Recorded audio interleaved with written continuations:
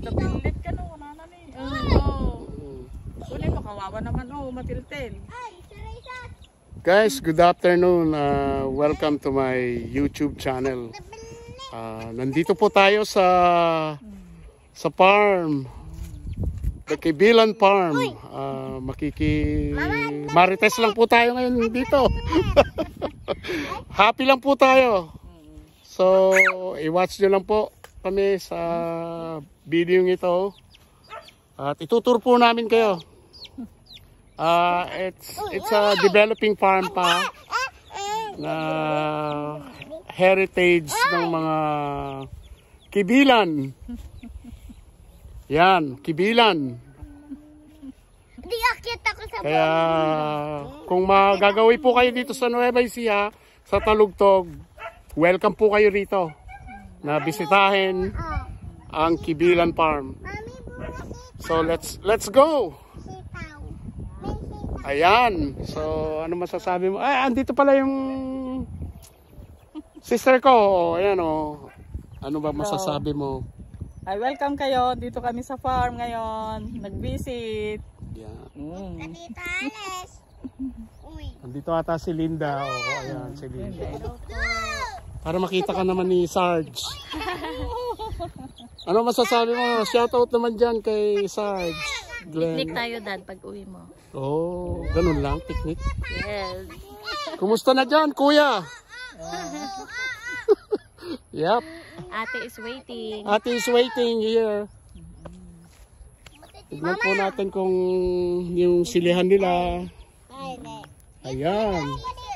Ang mahirap po dito, talaga tubig ho. Ang source ng tubig. Mahirap po kasi nasa deep well. And then, yung pong gastos dito, yung expenses, yung diesel. Napakamahal po ng diesel at gasoline natin dito sa Pilipinas. Kaya, mahal din po ang expenses ng tatanim ng mga gulay, vegetables. So, ito si Sir Lorenzo. Ayan. Mabalik nga puro simbukan ng tanay ang karong. Marami po siyang tanim dito.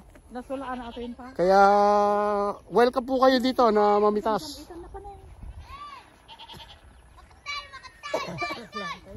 Sa Lorenzo Farm. Hanapin nyo lang si Kuya Ador. Ayan si Hana. Ano masasabi mo, Hana? Sitaw po. Sitaw. Last na pala to. Oh. Ayan.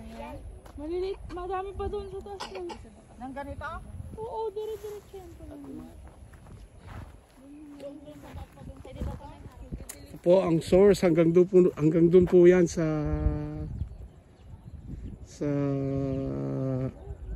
bamboo. I think it's half hectares to. May mga kambing silang alaga. Ayan, mga manok. Ito po. Magandang pastulan to ng mga kambing at o kaya baka, ano. Parang talaga. Ayan.